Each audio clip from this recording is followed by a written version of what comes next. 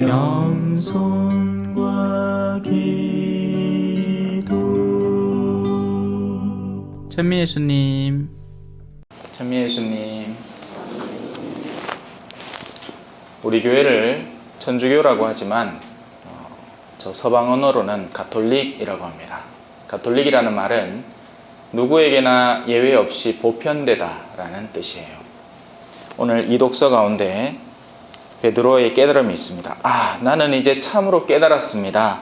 하느님께서는 사람을 차별하지 않으시고 어떤 민족에서건 당신을 경외하며 의로운 일을 하는 사람은 다 받아주십니다. 이게 가톨릭의 본뜻이에요. 그래서 훗날 우리는 차별 없는 세상을 경험하게 될 겁니다. 그런데 여기에 재미있는 부분이 있습니다. 우리가 아는 적지 않은 모든 활동들은 차별을 지향하고 있습니다. 돈을 벌어서 뭘 하려고 하느냐? 왜 더 안정된 집에 살고자 하느냐? 그런데 살면 차별이 이루어지기 때문입니다. 못 사는 사람들은 자기들끼리 고생하고 뭘 하더라도 나는 안정된 성벽 너머에서 안전하게 살고 싶은 차별을 의도하는 거죠. 성가시고 싶지 않다는 것입니다. 심지어는 신앙 안에서도 비슷한 일들이 벌어집니다. 고상한 신앙생활을 하려는 이들과 그냥 저급한 신앙 안에 머물러 있는 사람들, 아니요, 큰 착각입니다. 그건 자기 스스로 차별을 조장하고 있는 행위밖에 안 됩니다. 세상엔 그런 신앙은 없어요. 모두 다 똑같은 신앙을 살고 있을 뿐인 거죠.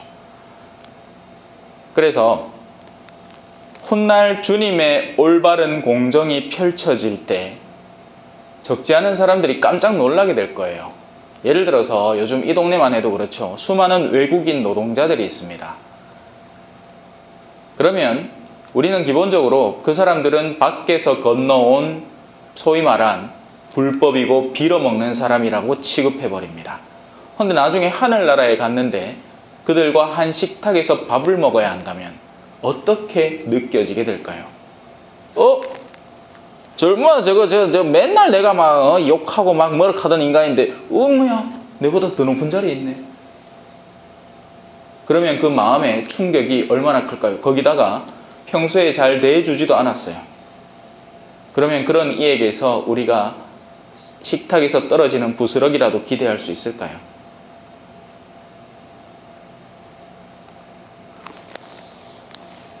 차별이 없어지는 세상은 이전에 차별이 존재하던 곳에서 역차별이 이루어진다는 얘기입니다.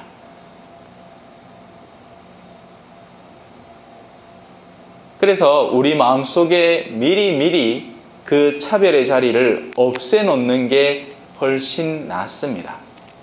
하지만 사람은 이게 잘 안 돼요.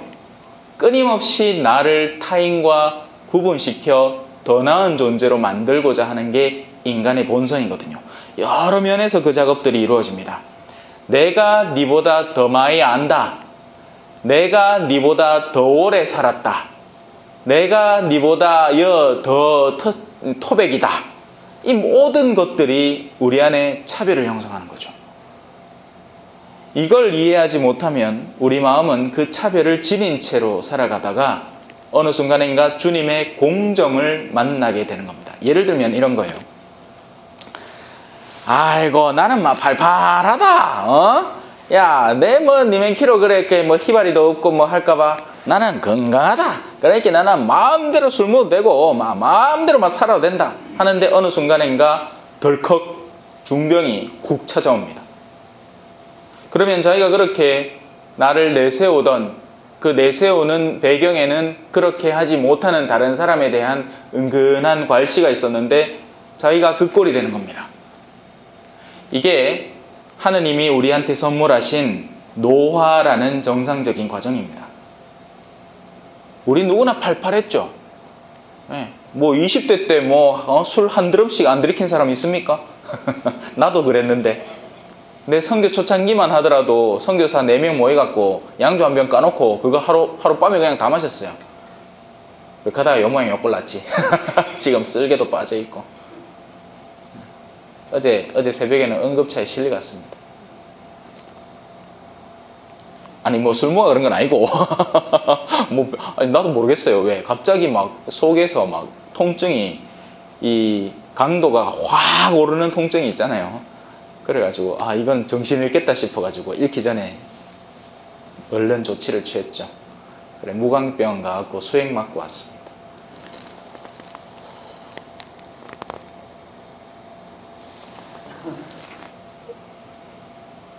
하느님의 외아들은 하늘에서 내려오는 성령을 받습니다. 하늘이 열린다고 표현을 해요. 그리고 그 열리는 하늘은 누구든지 원하면 그 열리는 하늘을 체험할 수 있게 되는 겁니다. 우리가 오르는 하늘은 비행기를 타고 올라가서 고도를 높여서 아니면 산을 막 걸어 올라가서 건강한 사람만 올라갈 수 있는 산 꼭대기 정점에 있는 곳이 아니에요. 하느님이 당신의 하늘을 열어주셔서 우리를 맞이하러 오시고 당신을 기다리고 의롭게 살던 이면 누구나 그 하늘을 체험할 수 있는 그것이 우리의 구원인 겁니다. 이걸 오늘 깨달으라고 우리에게 주님의 세례축일의 장면을 선물해 주시는 거예요. 심지어는 세례도요, 여러분, 조건이 안 돼서 못 받는 사람들이 수두룩 빽빽합니다. 안 그래요? 우리 가톨릭만 해도 보십시오. 뭐 할락하마 조당이다. 뭐가 안 된다. 조건이 안 된다. 뭐 해야 된다. 뭐 기도 다 외워야 된다. 저는 세례할 때는 그런 강연 안 합니다. 맞잖아요, 그죠? 여러분들 뭐 세례 그냥 받았습니까? 신부님만 보면 겁나는 게 앞에 가면 뭐든지 시험 칠 것 같다는 느낌이 들어서 그렇죠, 그죠? 예? 저 나쁜 사람 아닌데, 그죠? 우리 막달라 자매님, 저 나쁜 사람 아니죠? 가면 뭐든지 주문 잘 먹고, 그죠? 예. 그런데 우리 신부님은 뭔가 더 특별하게 대접해야 될 것 같고, 뭘 식당을 선별을 하더라도 역시 비싼 데를 해야 내가 가고 이 정도면 내가 만족하고 먹지. 칼 거 없고 칼끼네 막 겁이 막 나는 기라. 행여 잘못됐다가 뭔 소리를 들을까봐. 아니에요. 저는 선교지에서 단련되어 온 사람이기 때문에 여러분들이 참새를 꼽아주더라도 물론 보기에는 좀 흉측하겠지만서도 그래도 맛있게 몇 점 집어 먹을 겁니다. 오히려 제가 혐오하는 건 그 내면에 존재하는 교만이죠. 나는 너희와 달라. 나는 너희보다 고상해. 나는 너희보다 지적으로 뛰어나. 나는 너희보다 돈이 많아. 나는 너희보다 우수한 민족이야. 이런 내면의 교만 자체가 혐오를 조장하는 겁니다. 하느님의 사람에게는요. 그게 악마의 계획이거든요. 나와 똑같은 사람이면 그가 아프면 나도 아픕니다. 그런데 나와 다른 존재면 후드려 패도 상관없는 거예요. 얼마 전에 강세희 하나를 목에다가 이따만 돌띠를 하나 묶어갖고는 그 은강에다 던져놨다는 뉴스 들어보셨는지 모르겠습니다. 내 새끼라면 그렇게 하겠습니까? 내 새끼 아니고 개새끼이기 때문에 그렇게 하는 거예요. 나와 다른 존재인 겁니다. 내가 얼마든지 막대해도 된다고 생각하는 존재인 거예요. 그런 판국이 오늘의 환경 재앙을 가져오고 있죠. 인간은 그저 소비하기만 하면 된다고 생각하는 겁니다. 그 모든 자원들을 마음껏 소비해서 내 주머니에 돈으로 축적해 놓아도 상관없다고 생각하는 거죠. 지금 이 순간에도 일어나고 있는 일들입니다. 수많은 아마존의 밀림들은 계속해서 타오르고 있고 우리는 상관이 없죠. 옛날에는 필요한 것을 만들어서 필요한 데 쓰고 또 고장나면 고쳐 쓰고 하는 그런 게 있었는데 지금은 마구 생산해서 재워놓고 조금만 망가지면 내던져버리는 시대가 됐습니다. 심지어 수많은 음식물 쓰레기들이 소비되지도 않은 채 낭비되고 있죠. 항상 가면 1+1 하나 더 팝니다. 그렇게 해가 사오면 쓰지도 안 하고 창고에 박아놨다가 나중에 떡 열어보면 어이구 이거 웬기고 하고 보면 다 썩어 있거나 아니면 아이고 이거 이제 쓰겠나 하고 버려버립니다.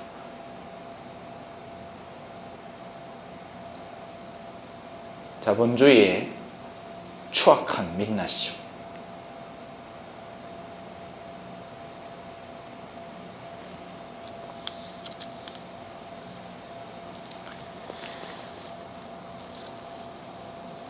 차별하지 않는 하느님, 보편적인 하느님.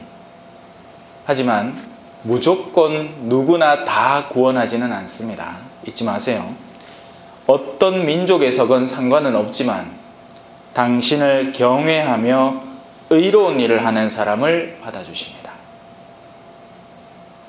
무엇이 의로운 일인가? 성당 5번 나올 거 10번 나오면 의로워지는가? 묵주기도 5단 바칠 거 20단 바치면 의로워지는가? 제가 앞서한 설명을 이해한 분들이라면 오히려 그 안에서 영적 교만을 발견하기가 쉽다는 걸 이해하게 될 겁니다. 왜냐하면 흔히 그런 일들에 매진하는 사람들 치고 교만하지 않은 사람이 없거든요. 네, 성경 겨우 5번 빠이 못 썼다. 그 말을 하는 이유는 한 번도 써보지 못한 사람들 앞에서 나 그렇게 대단한 사람이야 라고 이야기하고 싶은 속내를 내비치는 겁니다. 의로움은 내면에 숨어 있습니다. 의로움은 숨은 일도 보시는 하느님 앞에 드러나는 영역이에요.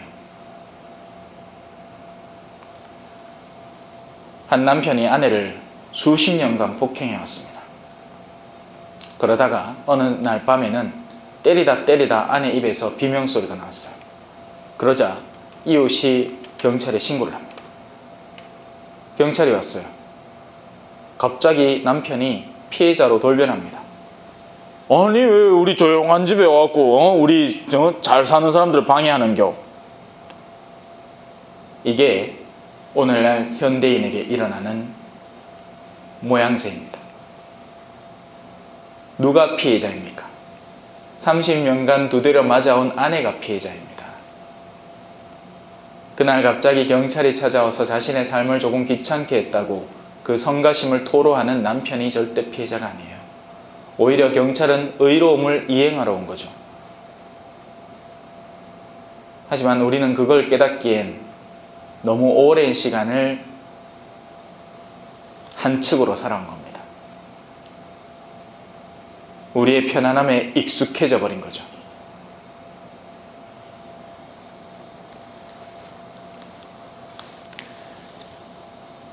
하느님께서 나자렛 출신 예수님께 성령과 힘을 부어주신 일도 알고 있습니다. 이 예수님께서 두루 다니시며 좋은 일을 하시고 악마에게 짓눌리는 이들을 모두 고쳐주셨습니다. 예수님은 우리를 악의 힘에서 구원하고자 오신 분이에요.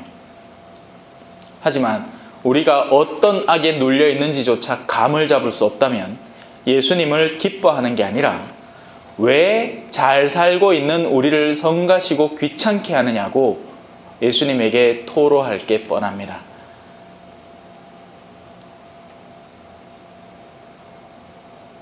지금까지 우리는 잘 살아왔는데 와 그러십니까? 과연 그럴까요? 의심할 필요가 없는 걸까요? 제가 오늘 한 말은 모두 수수께끼처럼 들릴 겁니다. 하지만 짓눌려 온 생활을 한 사람이라면 복음으로 들릴 것이고 자신이 누군가를 짓누르러 오면서 살아온 사람에게는 성가신 말로 들릴 게 뻔합니다. 저는 제가 무슨 말을 하는지 알거든요. 저는 제 얘기를 하는 게 아닙니다. 제 얘기 할 것 같으면 저도 할 얘기 많겠죠. 근데 하고 싶은 말도 없고 단지 여러분들이 하느님을 올바로 알게 되고 진정한 구원으로 한 걸음이라도 더 나아가기를 바라는 마음입니다. 아멘. 찬미 예수님, 겸손과 기도.